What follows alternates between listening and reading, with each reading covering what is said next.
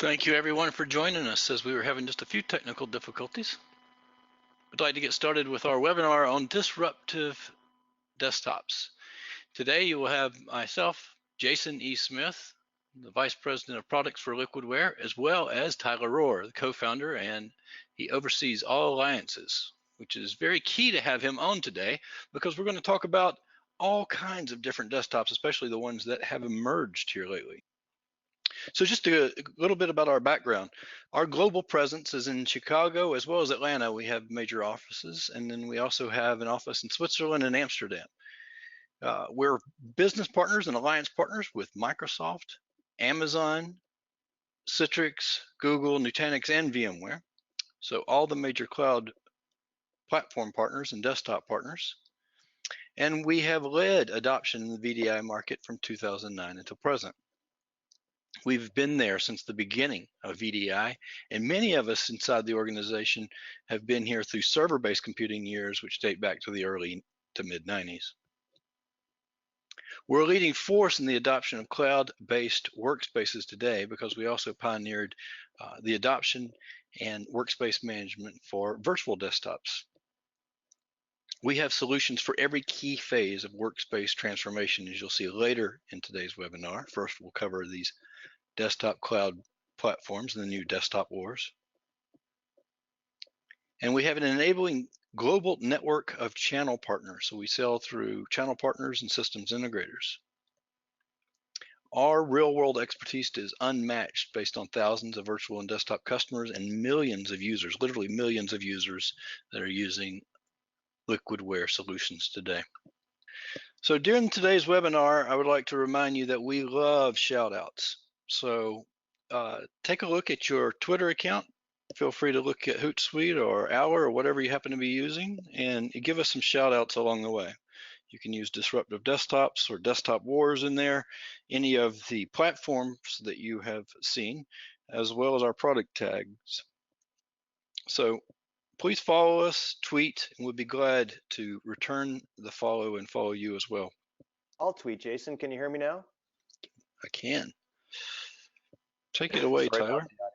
No, I wanted to apologize for everyone for the mute unmute, but I'm back now, and Jason has been doing an awesome job keeping everyone introduced into today's subject. But I think I wanted to just augment what you're sharing, Jason. I mean, not only do we love the shout outs, but each and every person on this webinar today is writing their own chapter or their own page or even their own footnote about how the desktop or workspace of tomorrow is going to look. And so join the conversation. As much as we selfishly love the shout outs, you'd be shocked how much we actually learn from your questions, your queries, your what ifs, your can I do this, can I try that? Your mileage may vary, but usually you can. Jason, if you want to progress us a slide, I had some thoughts here too. Then I promise I will put myself back on mute because Jason's a lot of fun to listen to as well. But what we wanted to share here, was simply since the kind of beginning of virtual desktops, why is Liquidware unique to kind of tell this story, together? Why are we here, curious together about where this movie plays itself out? And I believe it takes the lessons learned going through the early days of virtual desktop infrastructure. I remember my original boss at VMware came up with the term VDI. Got to give Jerry Chen props on that. But since that time, we've been trying to solve the same problems, which I believe are the interest in managing Windows at scale in our organizations, our agencies, and in our enterprises.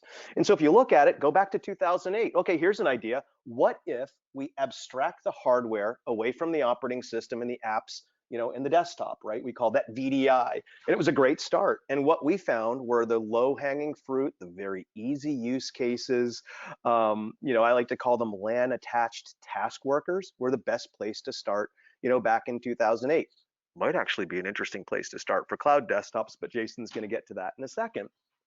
But what we really learned, back then was, okay, there's going to be something in this technology which can increase the productivity of both the users, our budget, and our staff. And so, the movie started playing. Okay, all of a sudden, Liquidware comes on the scene, and this notion of doing an assessment came up. Lift up the hood of your organization, understand what you provision to your users today, understand what they consume of what you provision to them and across the network, and then use that as the basis for what to do and what steps to take next.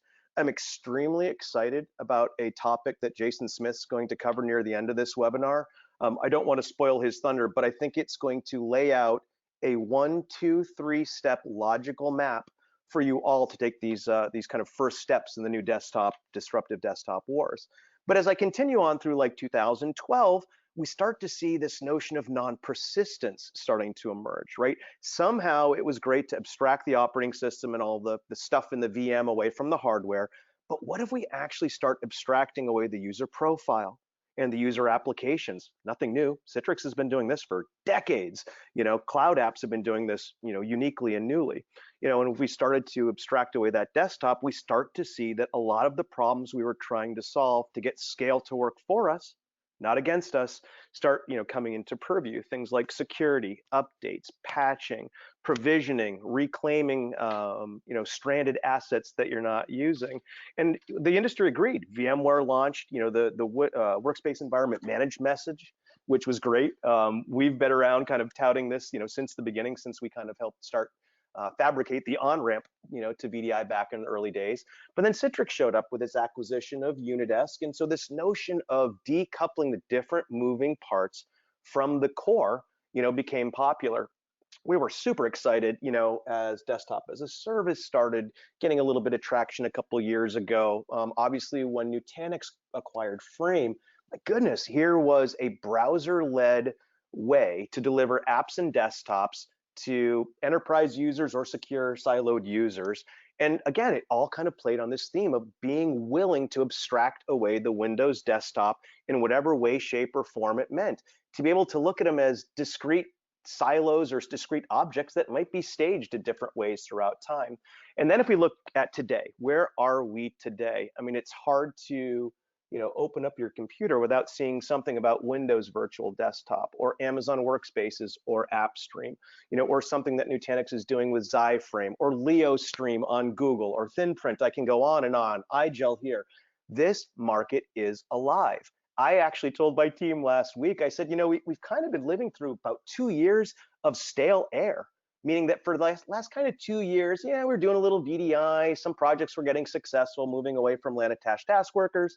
Some of the cloud-hosted desktop projects were getting real, but it wasn't until Microsoft said this is now a preferred way to start reimagining how you all deliver Windows for us all to say, okay, cool, let's go figure it out. So I'm going to hand it back to Jason for a second, and together we wanted to go through just a quick matrix of just where we see the state of the state insofar as the other platforms, and then we promise to dive in. So Jason, you want to do that next? Thanks, Tyler. That was a great brief history. As we all know, we live so much of that. Well, today we're going to talk about these disruptive desktops, especially the ones to the three to the right. So this is not meant to be a bake-off or a checklist for features and functionality, but we will touch on this at a glance market strengths in here. And we've listed these in the order in which they've appeared on the market for enterprise functionality, right? Of course, Microsoft was in there early on with RDS and other things, but we'll talk about this in the context of enterprise functionality and adoption. If you look from left to right, and that matches up with the matrix that you saw earlier and the introductions into the market, and Citrix even 2 decades before, or about a decade and a half before our matrix begins there, you have Citrix as the large market leader for enterprises in here, and as the long-standing stalwart in there, with their product name, Virtual Apps and Desktops. Their supported clouds include all major vendors, Microsoft, Google, and Amazon. That means you can run virtual apps and desktops on any of those 3 major clouds. They are available for both on-prem and cloud deployments. They're the longest enterprise in the industry's history, right? And they have a very strong enterprise customer base. Now, the category of workspace management profiles, app delivery, user experience monitoring, and of course that's a little bit self-serving there, but that's functionality that you are managing users across all Windows desktops. It's major functionality that may be best left not even in the stack, but Citrix does have functionality in there, as Tyler touched upon earlier, Unidesk, now app layering, as well as their profile solutions, as well as some monitoring, but it is siloed. So it's not meant to run across all Windows desktops, right? And then they do have a great ecosystem, which we're a part of, Citrix Ready, that features best of breed vendors such as us that cover all three major areas. VMware, similar to that, as they came on the scene a little later with VDI. You'll remember in our matrix there, their product is called Horizon. They also have an RDS type flavor there as well for server-based computing. They can run on all major platforms, both on-prem and in the cloud, be hosted there in all three major clouds. They have a good history now.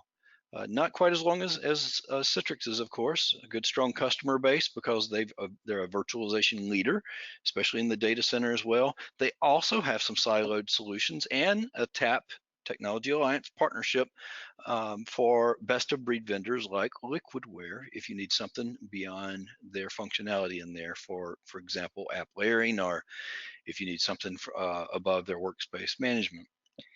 Amazon coming on the scene several years later with their desktops as a service known as Amazon Workspaces. And then they have a product that you may or may not be familiar with called AppStream, which allows you to receive your applications in a browser published.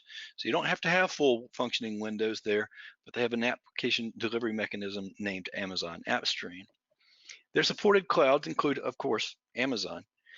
It's a cloud-only solution for both Workspaces and AppStream, but you can play these AppStream apps back to physical desktops, that's interesting. They are the leader in cloud still, the biggest cloud for enterprises across the board, and they were the first major player to really embark upon a turnkey DaaS solution with Workspaces. They don't really have included options for workspace management. In other words, robust profiles or app delivery for layering or attached applications. They rely on their ecosystem, and especially we have a great partnership there with Liquidware. Nutanix, a solution known as Zyframe, and it came on the scene, through an acquisition that they made of Frame a year and a half or two ago now. The supported clouds that they have include Nutanix, but I believe they can also support others as well as Google and others. So that's needs to be corrected there by myself. So they have multiple clouds that they can run on. They're both on-prem and in the cloud. They're a leader in converged infrastructure, had long been tied to a lot of Citrix deployments, some VMware deployments. So they've been a long-standing leader in there, so it's easy for them to make a transition to desktops as well. They still have great partnerships with Citrix and others. For their workspace management, they do have a few options, but an alliance ecosystem. And then if you look at the newest entry, Microsoft has circled back around and doubled down on something even better than RDS with their entire WVD, Windows Virtual Desktop play, and that went GA just a couple of months ago. Their supported cloud there for that is Microsoft Azure. So one cloud supported, obviously, same way the vendors tying it to cloud consumption for them. So it's a cloud only play, but you may be interested to know if you missed this, an announcement made just a week and a half ago at Microsoft Ignite that they'll be coming to on-prem soon, and that is with their support of Azure Stack, running Azure technologies on-prem with approved hardware. So know that that's also going to be an on-prem option soon. Hey, Now, Jason. yeah, go ahead. Yeah, just as Tyler again. One quick question that I actually that popped into my mind as I was listening to you walk through the different stacks here is I'm often pulled aside at events or conferences, and asked, well, which one's right for me? And it's interesting seeing them laid out in this way because, to me, the best way to answer that question is it's going to be individual. It's going to be up to each one of your company initiatives. And I would look at them in terms of which one presents both the lowest risk to you, in terms of potential platform. But as much as you're analyzing the risk, look at the opportunity. And so I look at these kind of in similar ways. I look at the technical risk and the technical opportunity, right? Either something won't work or I can do something better. I look at the financial risk, which is either it was more expensive, or less expensive. But most importantly, and this is the really cool one that I know Jason's about to dive into through the rest of the slides, user experience. Which one will present your users with the best experience? Here's why. User experience, in my mind, equals productivity. That's the reason we're even on this webinar. So Jason, let's dive into some of these cool solutions and what we're doing to solve them. No, it's a good you make good points there, especially about the user experience, because they do vary from one to the next. And if we talk about adoption and maturity, if we were to bring that in, right, you'd have a whole different set of check boxes here. And there's some people doing that, like What Matrix, they've spun up a comparison in that area, and some others. We can help you do that on a one-on-one basis, of course, with our Stratosphere solution.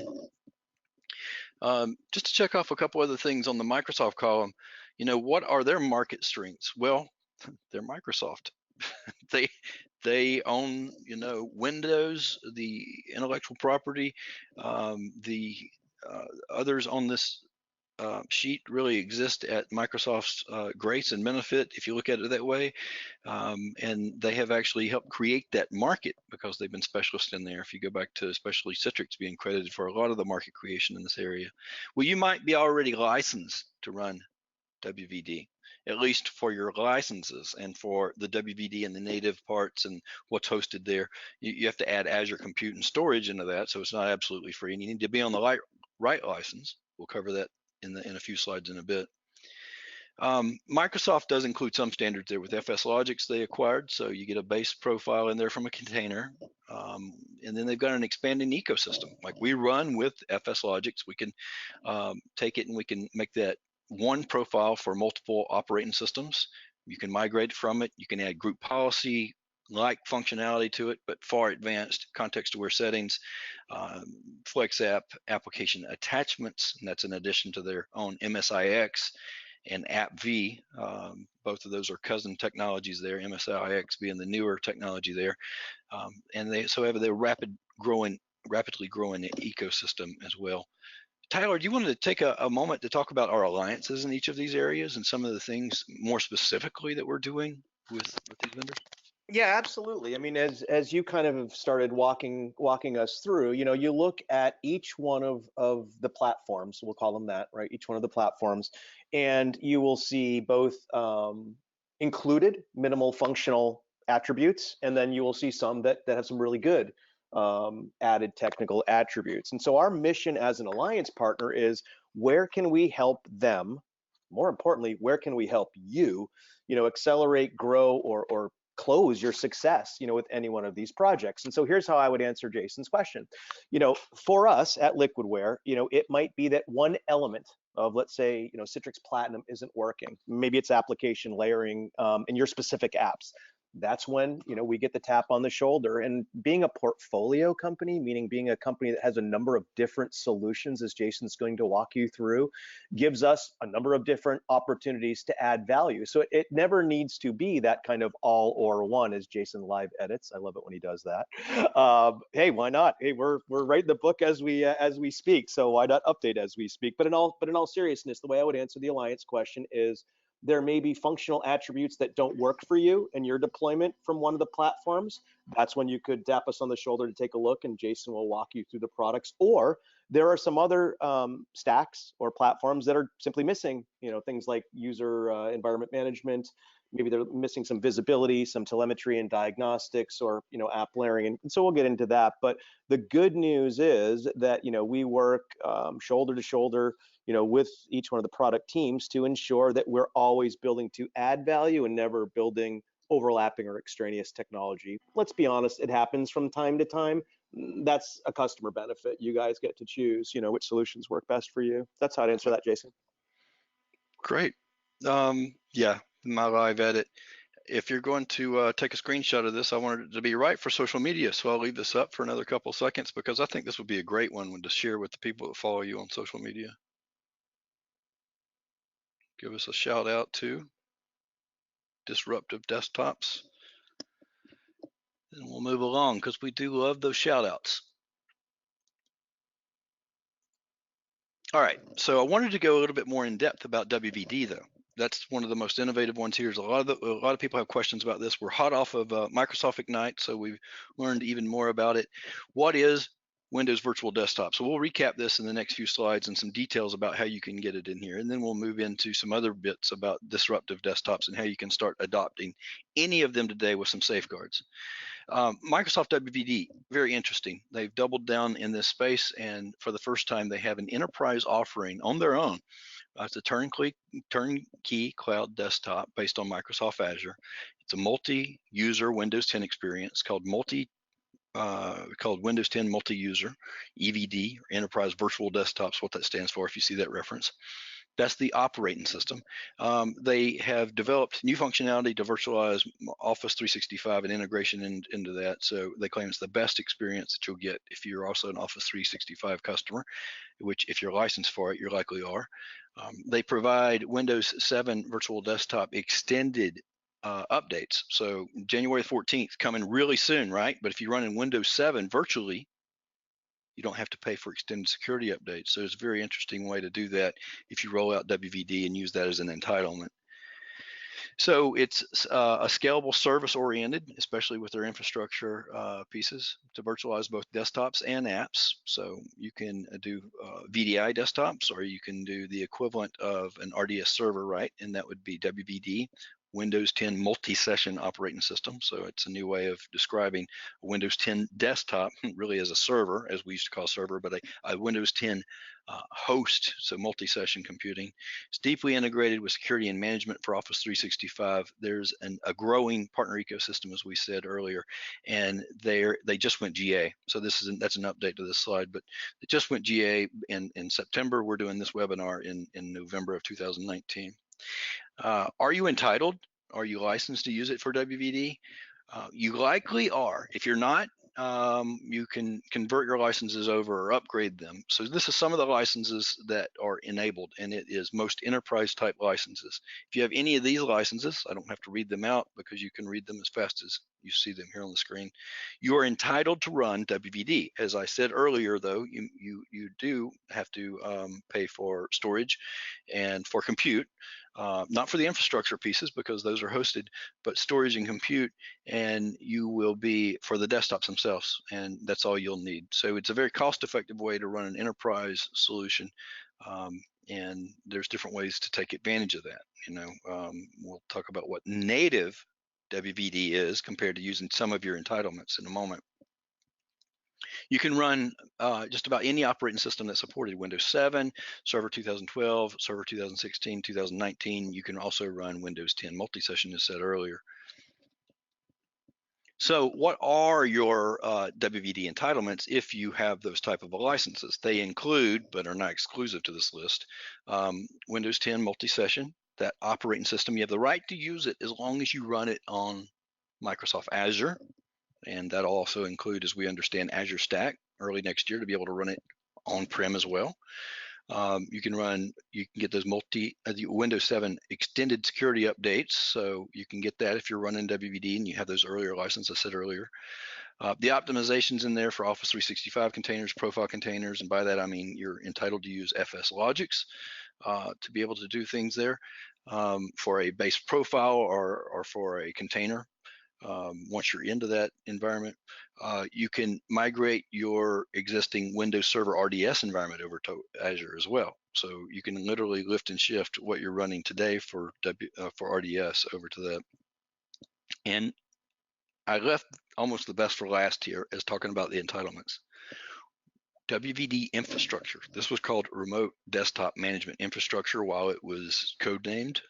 And this part, this entitlement, this bullet, if you don't pay attention to much else in this about WVD, pay attention to this. This infrastructure piece is the turnkey part of WVD. It's an entitlement, right? This is, and you'll see this on the next slide, but this is all the working bits to host this turnkey in the cloud. So don't overlook it. And when you hear people talk about native WVD, they're talking about using this entitlement specifically. Instead of using other control planes from other vendors like Citrix or VMware, you should think about, am I using the actual heart of WVD, the infrastructure piece? So other WVD entitlements can be used on other platforms like Citrix or, well, Citrix is the only one for now that I know of, as long as you are running it on Azure. So you can use that multi-session 10 Windows OS, as long as you're running on Azure, right? But to use all of WVD, you would be running in a native WVD format, and you would be running the provisioning and everything off of purely Microsoft and not running other delivery platforms in the mix. So you can see, as Jack Madden had written about in Tech Target, it gets confusing when someone says, "Are you running WVD?" You need to be specific and talk about, are you actually leveraging the infrastructure piece, which is this piece in the middle right here, the web access, the diagnostics, the gateway, and the broker. This is turnkey in the cloud. So think about all the things you have to host in your data center today for your virtual desktops or your virtual session-based computing. All these things are turnkey and provided, and you're licensed to use them. So that middle piece in here, Windows Virtual Desktop Infrastructure, you are licensed to use those today, running native WVD. So overall, WVD, they marketed as simplifying the management of Azure hosted Windows, gives you Azure AD authentication, which enables new security features, especially for remote computing. They have innovated a reverse connect to isolate customer environments while at the same time taking advantage of this cloud infrastructure we're speaking about here. It supports multi-tenancy. So not only is that good for larger enterprises, but also for system integrators or resellers or others that have a practice of providing desktops for their customers. All right. So again, about what it costs, I won't belabor too much on this, but it is included for if you're on the right license. And if you look at these licenses that is included, you may likely have these already. If not, you can convert yours over. Now, if you want to get more in depth about this, we have a cost calculator on our own webpage for Liquidware. Follow any links you see for the WVD introduction white paper and introduction to WVD white paper or the WVD calculator, and you'll find this on our website, so you can compute your own cost, and also you can estimate your Azure compute and storage cost with this cost calculator that we have on our own page. All right, an adoption check, right? We're talking about these cloud-based desktops, the disruptive desktop wars. Now, who's really adopting them? We surveyed our own customer base, which is in the thousands now, with Liquidware. And of those that responded, we started to get a pretty good vision here, and we just finished up this data. So this is fresh data out of this. And so specifically about WVD, and we'll talk about in the context of other cloud-based desktops in a moment, but we see that so here's the reality, right? 21% say yes, they're definitely going to take advantage of WVD. And others that means they're probably or likely going to take advantage of WVD, while some are in the no category. And that's not a bad thing if you're looking at Microsoft and the adoption of WVD, because Microsoft really care that you're adopting Windows. And if you're running on Citrix or VMware and others, that's a good thing, right? WVD just went GA a month and a half ago, and 21% of our community is already looking at adopting it. That is pretty significant if you look at it from that side of the coin. So if you think about the adoption of a cloud model, we were speaking with Mark Bowker, very well-known analyst yesterday. Tyler and I were catching up with him on a call, and this is a direct quote out of our call yesterday. And I said, I'd like to use that in tomorrow's webinar. So this is as fresh as yesterday.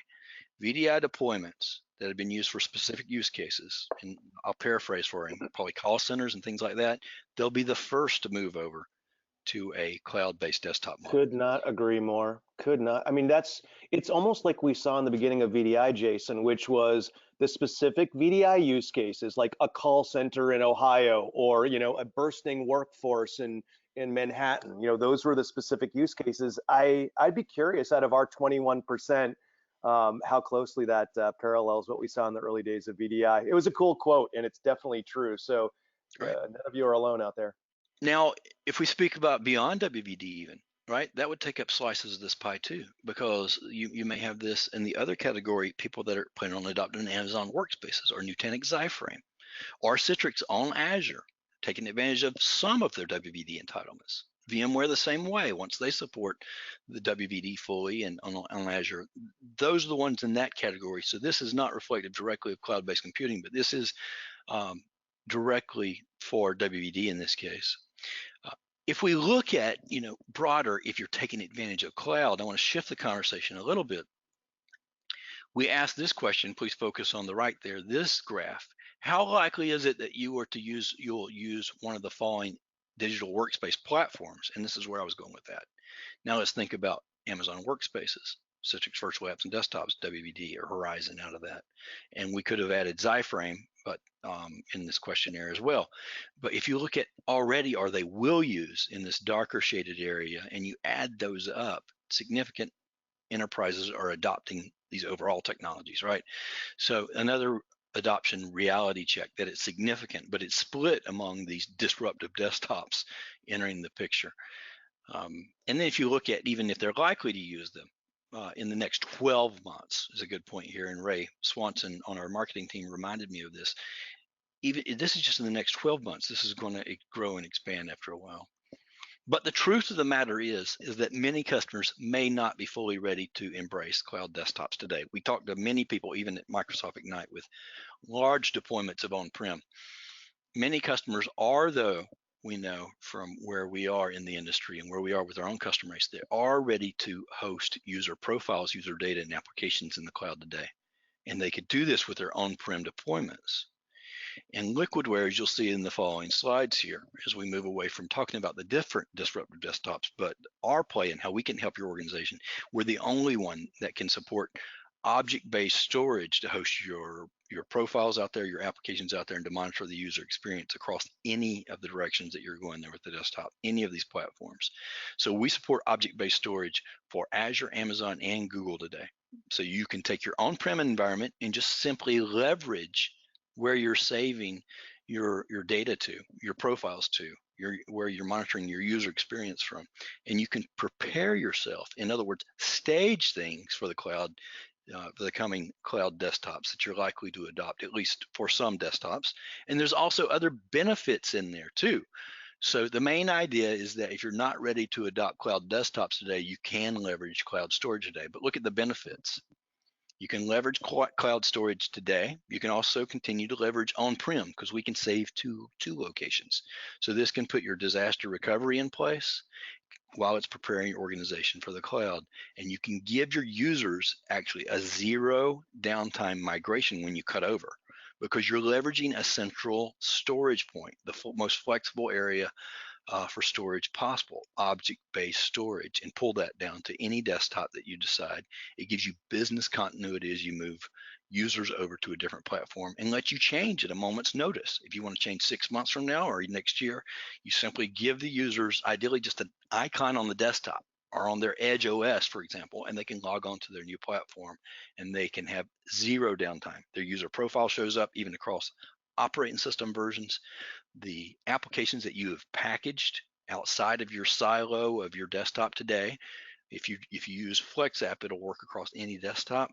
And then again, you can know the user experience, which desktop's the better desktop for those users if you take advantage of our Stratosphere solution. So look at this question that we asked.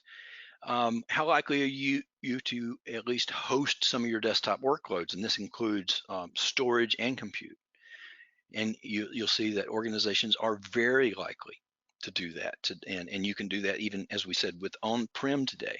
So don't think about your desktops in silos of physical or virtual. Think about your desktops as windows across the board, because that's likely the tie that binds. And you can also have the tie that binds for staging your cloud data today to give you specific benefits that you'll be able to take advantage tomorrow, next month, or the next quarter. Tyler, do you have thoughts to add to that? Yeah, I was nodding my head because to me it comes down to both risk mitigation and then opportunity maximization. So if you can de-risk your organization by getting user profile DR, user profile backups, and at the same time the opportunity to stage yourself or stage some users into elements of these different cloud services, it's a huge win. No, this is it's very, very logical. And again, it shouldn't be as daunting as maybe it first was when you hear the term DaaS or we're going to the cloud. It's very logical how you're setting this out. So to recap, cloud staging from Liquidware, the only vendor that you'll find is able to move your user data applications and user profiles from on-prem today without interrupting the user's workflow or productivity to any of the clouds, any of the major clouds, Amazon, Microsoft, or Google. And you can do this with any of your on-prem deployments or cloud deployments with object-based storage. Simply enter your cloud credentials and at first log off, you can start staging your cloud data. So Liquidware, to recap what we do, we are key at every phase of your cloud adoption, not just WVD, but planning, onboarding, and production. So whether or not you're planning today, you can leverage Stratosphere for assessments, or you can leverage it to test your user experience too, to see if you want to move to a new desktop. Onboarding, you can leverage things like our automated migration, our deploy and validate. You can also use our zero downtime migration with Profile Unity. So users never down, icons on their desktop, and they're immediately lit up in their new environment. And you'll see this in a demonstration here shortly. And if you're in production, you can also attach applications with application layering, so you can use our suite to make your desktop of today even better, whether you already moved to cloud desktops or you plan to move to them in the future. We support every single way you deliver desktops, virtual, cloud, or physical, through our user environment management, and that is Profile Unity. So encapsulating the user profile, it's a smart harvesting of the profile, leaves any cruft behind like caches or things you don't need, to give you one universal profile that plays back to the native place of Windows, and you can support multiple operating systems across the board. Application layering, package once, applications that you package once and that you can attach. It's really an application attachment through a filter driver and VHD. And then our visibility, it comes into play with Stratosphere UX. All right, I'm going to talk about FlexApp and Profile Unity. Then I'll give you a demonstration of how these work in a disruptive desktop, WVD. So FlexApp, you can assign apps to unique users so they can work across multi-session. It complements application delivery methods from other vendors. It complements them because you can continue to use SCCM. It supports MSIX formats. It can work with AppV or MSIX app attach, so it can complement them to give you an even greater compatibility range for the types of applications that you can attach. You can quickly install or update these apps, and the multiple deployment options gives you the ability to do that at login, at boot time, or click to layer, or on the basis of a context-aware setting as well. It helps you streamline overall base image management. So just leave the base image management to the applications that everybody may need. Maybe that's Office, as you'll see in today's demo.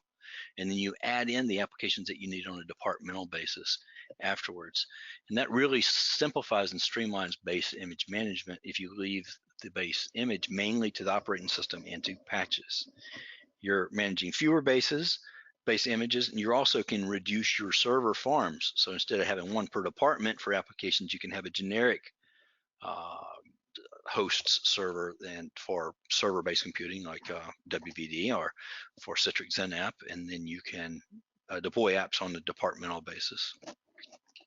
Profile Unity enables you to encapsulate the user profile, and that gives you a zero downtime user migration over. So once we encapsulate it and we save it to object-based storage or onto your on-prem storage, it'll play back to the right place in Windows, and it supports technologies such as FSLogix profile containers, which are empty, as you'll remember, or if you're experienced with FSLogix, that profile container is empty from day one.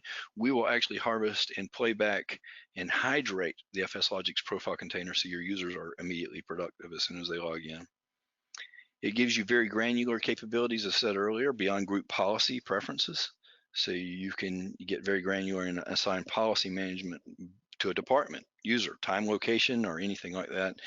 Advanced features in there for application rights management enables you to give you privilege elevation above and beyond standard user rights for specific applications or tasks that the user needs to create. It supports Azure Blob and multi-cloud, so object-based storage from the other clouds as well. I'll show you a demonstration of both Profile Unity and FlexApp running in an environment. And you'll see our cross OS compatibility in here, not only for the user profile, but then applications that come in on demand. Here I have a WVD environment, and we basically have a session based computing experience, and this is based on Windows 10 multi-session, and the user is going to log in and they're going to see their desktop that they have access to, and FSLogix is running in this environment. So because FSLogix is running in this environment, now the user is logging in to a desktop that is fairly pristine. There's not going to be a lot of applications in this environment because we've just set up and started trying WVD as an organization. That's the example anyway. We do have some things in the base image. If you look, Outlook's in here, and all of Microsoft Office 365 is in this environment. And because we have a profile technology running in here, FSLogix is running, we're going to have the Outlook is also hydrated in there. But we didn't have any applications in there. We're going to turn on both Profile Unity and we're going to turn on FlexApp to make this WVD environment even more robust. And we're going to activate a configuration in here, which is going to deploy applications that are going to be attached on demand. Now you can do this with your current Windows deployment today because we support virtual cloud and on-prem virtual desktop environments. And we're going to deploy two configurations that are going to give you many applications at login. And then we're going to, the other deployment is going to give you a couple of applications in here, Microsoft Edge, which is going to be brought in on a click-to-layer basis, and then also Edge Chromium to be specific. And then another application that's going to be brought in on an Azure application that's going to be brought in on a departmental basis. And because we're going to bring in many of these applications at boot time, some of these applications will be brought in at login time, and another one will be brought in at click to layer. Because we're bringing them at boot time, we're actually going to reset this machine. So we'll pick these applications up on boot. If we were bringing these applications in on login only, we wouldn't have to reset this or restart this machine. But because we're bringing in many of them at boot time, you'll see that the boot time is actually going to bring these in on an attached basis. Now, this is the same exact desktop we logged into minutes ago or moments ago, but this time we're going to have far more things in here than just the base image in Microsoft Office 365. We're going to have in here over a dozen applications. Almost all of these are brought in at boot time. Many of them are, we're going to have two other applications that are going to be brought in on a per user basis and on a click to layer basis. This same exact desktop you saw moments ago is now ready to go because the user not only has their user profile brought in by Profile Unity from their legacy desktop, because we ran that, we activated FlexApp in here. So Profile Unity hydrated the FSLogix profile container, and then FlexApp brought in applications that the user needs to do his or her job. In here, we also have an application here. It's not fully in here yet. It's on a click to layer basis. All these other applications are brought in and are ready to use. The one that's a click to layer application will only be attached when the user clicks on that application. Applications run as if they're native. You see Notepad++ in here launches at a second's notice, and that's true of even large applications. But they work and react as native. You'll notice that we have Cisco WebEx in this environment too. If you'll look back, we just mounted an application because it was a click to layer. The Microsoft Edge Chromium browser was just attached because the user clicked on it. And now they're using that application as if it were natively installed into this environment. And you keep hearing me say this term natively installed, right? But you'll remember we have Cisco WebEx in here. Now Cisco WebEx, also has a plugin for Outlook, right? You'd want it to work. You'd want it to be integrated with applications no matter how they were delivered. Remember, Outlook's in the base image. So I'm going to open up Outlook here, and I'm going to take a look and see if WebEx would actually work with it, because it's a attached application from FlexApp, a layered application. And you'll indeed see up here the Meet Now button is included. The plugin's working. It is natively working in this environment. It works and reacts the same way it would if it were installed. And that's the same of applications, complicated applications like drivers and services. they work as well with FlexApp across the board. So you see, I can schedule a calendar appointment. I can interact with this, not only because I'm in Outlook, that's in the base image, but because WebEx works as if it were natively installed. So very powerful functionality brought in here. We took a otherwise very vanilla WVD session, and we're able to inject applications that were brought into that environment and attach them through FlexApp. So you see very flexible application attachment there. This technology works with Microsoft MSIX App Attach to give you greater compatibility for drivers and services applications, and it gives you a very robust and enterprise-ready desktop. What's important to note here is that we could have had these applications prior delivered to our Cistrix environment, and we could have been running them today. In our Cistrix legacy environment, I say legacy because maybe you do want to move over to WVD cloud hosted desktops, but you didn't have to repackage these desktops. These applications were delivered from object-based storage, a central point in there that we did our cloud staging from. And because they were staged in the cloud, we were able to light them up immediately in the WVD environment and be instantly productive from day one. So you see how Liquidware can help you get ready for the cloud with cloud staging today. And when you're ready to cut a user over from a vanilla desktop or from an old legacy desktop, you can light them up immediately in that environment. And because you're not doing these things as a silo within your desktop delivery platform, you're doing them with a third-party best of breed from Liquidware stored in object-based storage, you're able to not lose any momentum. You're able to cut those over at the desktop of your choice at a moment's notice and prove through Stratosphere UX that it's a better desktop and to add and grow and scale in there. And speaking of Stratosphere, that is the third solution that we bring into our workspace environment management. It enables you to assess for the desktop that you're about to go to, or to plan for WVD, or to plan for any type of other desktop that you're looking at. Amazon Workspaces, AppStream, Nutanix XiFrame. It gives you end-to-end visibility across the board, so you can prove which desktop is the better desktop for your organization, so you can baseline and onboard and grow and scale your users. It's used in 4 major tiers. To baseline and onboard users, as we said, we can use it for assessments, or we can take it and we can look at those attributes of the desktops across the board. In this case, we're looking at a fit consumption score. We're assessing for desktops, and we're seeing which ones are good for or poor candidates for the desktop that we're about to move to. Let you define or measure a normal baseline score of user experience and apply that to where you want to go. So you can support and you can quantify the transition. I like to say it gives you decision support from physical to cloud. Diagnostic drill downs. Tyler, do you want to touch upon this slide, how we are used in diagnostics and drill down?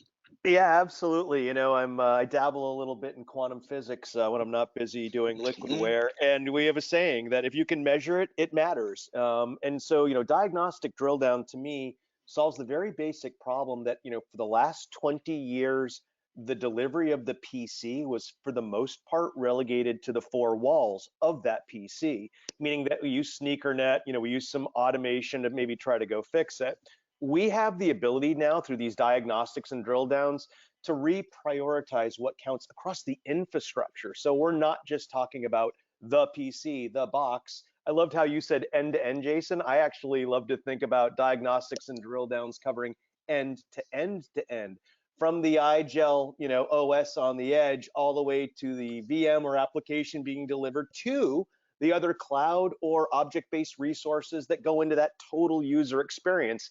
If you're not watching your environment end to end to end in these new deployment scenarios, just be careful. You might develop some blind spots. So no, it's no longer optional. Visibility is mandatory in these new environments.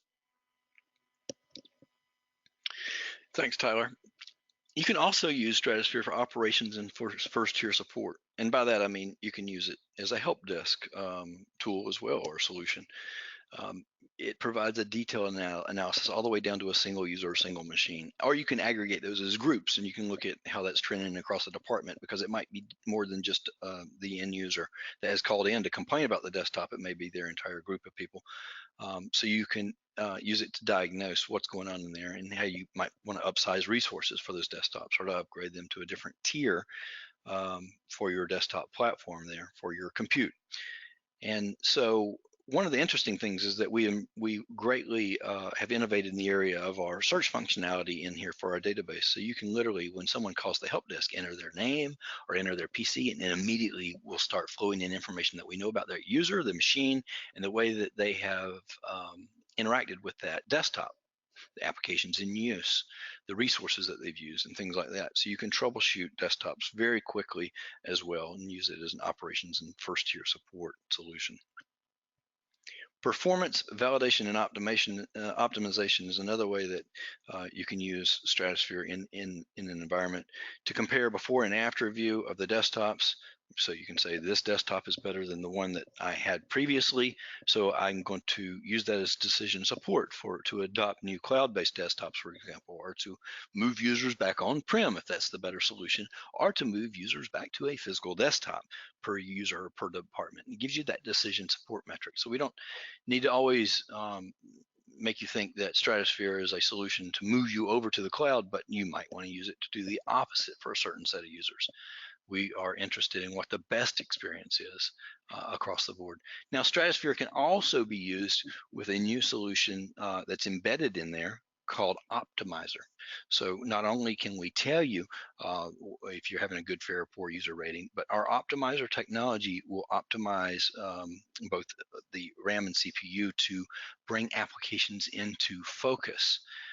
And to deprioritize the ones that are in the background there. So you can use that across all your Windows desktops. You might be familiar with similar technologies in your individual stack that can do this, but Stratosphere has a new solution embedded in it called Optimizer that can optimize the desktop experience and actually give you maybe even more years, months or years on older hardware by fine-tuning live the experience by optimizing that desktop. Tyler, you want to reiterate what we have for all phases? Yeah, I mean, I really take to heart the notion of before, during, and after, because I don't believe it's a one-time linear process for most enterprises, meaning that you're thinking about a project, then you plan the project, do the project, then the project's done. I mean, that happens sometimes, but for the most part, when it comes to our workspace real estate, we're always iterating, we're always trying to come up with new solutions to make our users more productive. So whether you're transitioning to one of these new platforms, the example on the screen is WVD, take a look at your existing environment. Take the time to categorize, with specific instrumentality like Stratosphere, what do your users have at their fingertips and how much of what you've bought and paid for are they actually using? Then move on with that data, to the onboarding process. I love Jason's idea of cloud staging. That to me would have solved so many problems in the early days of virtual desktop infrastructure adoption. I mean, we were there in the early days, and I'm glad that the lessons learned can now be brought to bear. That logical cloud staging, biting off exactly what you can chew, not a whole lot more, is the way to succeed. And then, of course, what I'm most excited about is that scale in the cloud is a right click. Think about that. The addition of 100 users is a 0, different than 10. You don't have to buy more hosts, more storage, more brokering gateways. When you're doing these things when you're doing on-prem, in the cloud, you right click, and you can add orders of magnitude in terms of scale. So what I like to think about is, whether it's Stratosphere UX and the before, during, and after use case, whether it's Profile Unity, helping you create that universal profile that literally can follow the user, not a device anymore. And then obviously Jason showed you the power of Flex App and really helping abstract away these desktops that we're looking to kind of get more in a just-in-time model. It's an exciting time to be in this space, and I wish we had 3 hours, but I think I'm sensing we might do a series and keep everyone updated here every couple of months for sure.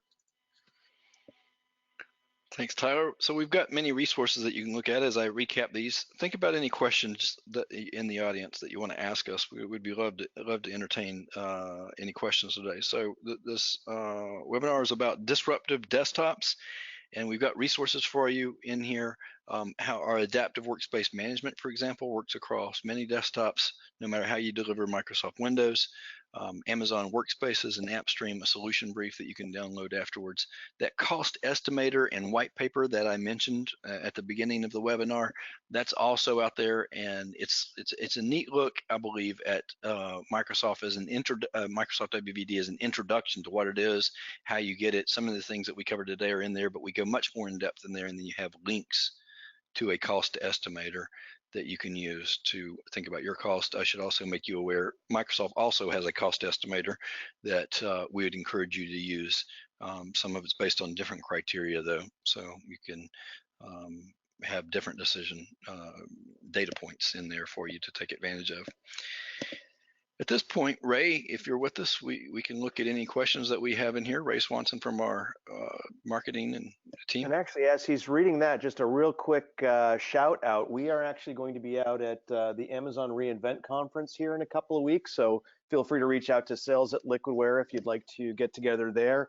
And then I think I'm allowed to say that we just agreed to do the iGel Disruptive event, taking a page from their book here with Disruptive Desktops. If you haven't checked out what iGel is up to, you should. Much like us, they work across these different delivery scenarios and truly have put together, quite a group of thought leaders. And so with that, let's take some questions. Great. I'll check to see if Ray's in here with voice. I see him on the chat session and I can read those. So no problem. Ray? All right, I'll take the questions. Go for it. So we had a question about someone in the audience asked, what about user preferences and bookmarks, Chromium, Firefox preferences, things like that? Do they get captured as well and imported to not only WVD, but any other desktop? The answer to that is yes. Profile Unity will hive out that information on a compressed basis, and then we'll insert it or inject it, or if we like to use the word hydrate it, right back into the profile, no matter where you want that to go, and it can go directly into FSLogix as a profile container, and it's a better together technology, really, because we'll enable you to go cross OS with any application data settings, and then the FSLogix profile container, obviously, if you have access to it. We have a profile container technology of our own, but gladly use FSLogix profile containers, and then you can get the best of both worlds across there by going cross OS and getting very granular if you want to. Another question, can the application profiles be assigned using AD groups? Yes. Anything that you saw in today's demonstration, as well as Profile Unity attributes you didn't see a demonstration of, so advanced group policies, application rights management, things like that can be assigned not only to AD groups and users easily. What we call those is context-aware settings. We'll let you browse those groups and you can click on those, or you can go beyond them with over 244 different ways that you can stack groups and stack these criteria, even to IP address range or a Wi-Fi access point to assign a printer and things like that. So yes. Here's a great question, Jason. So this next question is, could we run a production on-prem environment along with a production remote environment and keep them synchronized so users could, I think, toggle between them when they're mobile or on-prem? That's a great one. It is. It is, and the answer to that is yes. So that's because, okay, we can do two things. At logoff, we can write the user state to object-based storage. You can also write it on-prem if you wish, but if you only leveraged object-based storage, keeping it simple for this example, it would be pulled down from any other desktop that they log into. And so that's where you get the advantage of a third party like Liquidware, and we're actually the only one, to my knowledge, that does that, supporting object-based storage for profiles to allow you to pull them down to anywhere. So user can have multiple desktops, but one user state that is injected, harvested, and hydrated wherever you want it to go, cross OS even. So it's a zero downtime thing. You see other questions, Tyler? I do. So I see another question about, does saving to multiple locations refer to the portability of data in the remotely mounted VHD? So here's the question. Does it have to be tied to Azure, or would it work with other cloud platforms like AWS? Yes, as a matter of fact, in our UI for the administrator, you can put in your cloud credentials to save, instead of using file servers, to save to object-based storage, and then you can do it to multiple ones as well. So you can set up what we call a rule set to write the portability of the profile to AWS. You can set up another one to also do it to Azure Blob. You can set up another one to do it to Google Blob if you wish. But you do have a little bit of impact of log off times there. So if in some virtual environments, the user never sees the log off time, right? So, but you do want to think about if you're saving it to multiple places. So you can do it that one time as well, and then change the configuration so you have a backup. But we're very flexible in the way we enable that to happen. Jason, this is a great question, and I like this one. Is Profile Unity the product that does the cloud staging? Cloud staging, yeah, well, largely it does a lot of the lifting, but you can stage where you host your Flex apps as well. And so you just, instead of specifying a local file share, you can just specify that your storage is going to be object-based storage for that. So you're staging where you're pulling those from too, right? And then the cloud staging mantra also works with in conjunction with Stratosphere.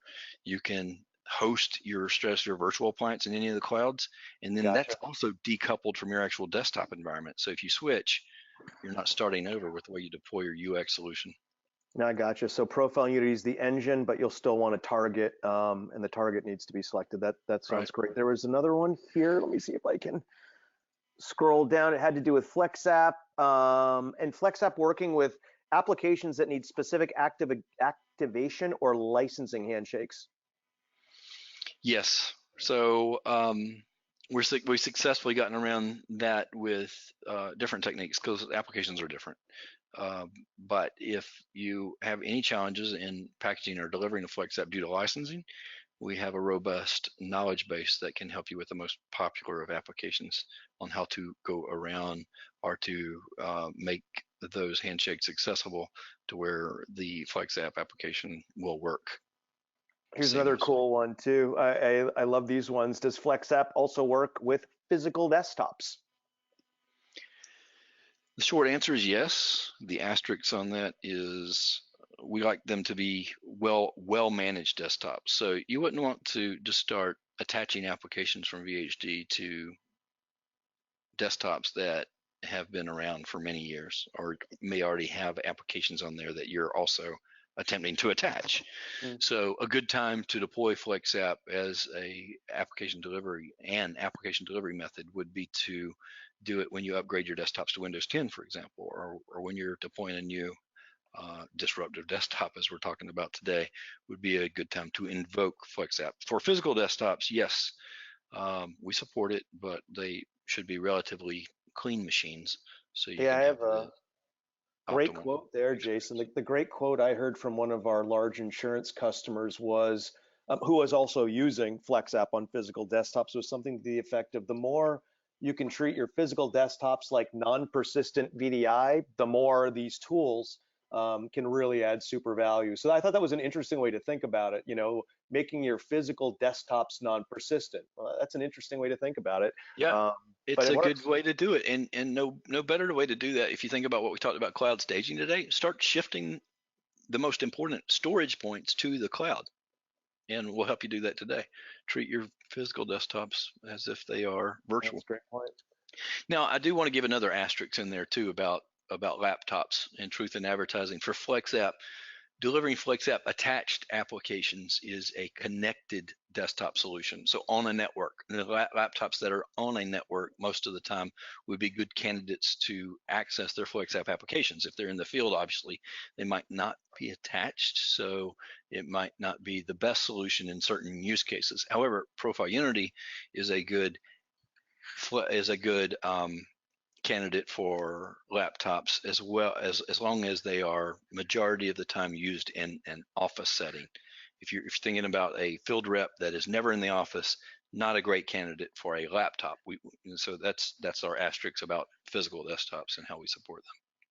Jason, this is another one, and we realize that some people need to drop. This is great that so many are staying. So question is, can you stage user data in a solution like OneDrive to be applied to both the physical and virtual machines? I thought that's a really cool one because you're already thinking ahead, right? How do I use a centralized storage Mhm. repository for user data that can span them? So any thoughts there, Jason? Absolutely. Here's the way we treat that. So in Profile Unity, if you don't have folder redirection set, we can set that folder redirection to any location you want it to go to. So my documents and popular user authored data areas. That's best practices for Microsoft and has been for a couple of decades. Redirect the user space files. We can redirect those files to the location where OneDrive or Dropbox or the equivalent for Google or Amazon want to pick that data up, Or those not, cloud sync exactly. engines, and we will redirect them there first, and then that's where those engines pick up. And once that redirection has occurred, then that will follow the user no matter where they go. So yes, cloud staging works for user authored data as well. Yeah, and there's some really cool other additional alliances that we have, and sometimes they don't make the big title slides, but there are other solutions like Peer Software, PEER, that can help. I think a lot of you with some of these kind of live, active replication scenarios. The good news is that we could have titled this webinar "Options Galore and More" because it's astounding how many solutions are starting to come together. We'll keep taking questions. I think that was the last one there. A couple of these were taken care of directly via text. Yeah, there's the contact information, and I don't know the exact information on the booth numbers, but if you reach out at sales at Liquidware and let your sales representative or development manager or your channel partner, know that you're interested in getting in Yep. contact with us, they Was will. that the booth number for Amazon reInvent? And the Disrupt for We don't IGEL. have a booth number. It'll be easy enough to find us at Disrupt. It's going to be a room that you can Awesome. look around and probably see us. At Amazon reInvent, we are going to be a featured partner in the LG booth, which is the LG Thin Client booth, is booth 3434. You can see us there alongside our business partner IGEL at Amazon reInvent. Absolutely. I If you'd know like we to have schedule an appointment with us, exactly. reach out to us, and we have a meeting suite at Amazon reInvent. All right, with that, I love it. That might be a record, 15 minutes of additional questions, and I really appreciate everyone, staying so long. Jason, you want to wrap us up?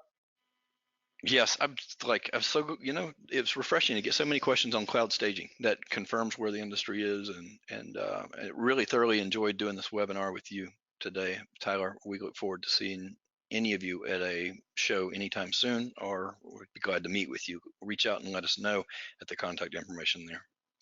Without further ado, this concludes today's webinar. Thank you so much for joining us, and we'll look for you on social media. So give us a shout out. Thanks.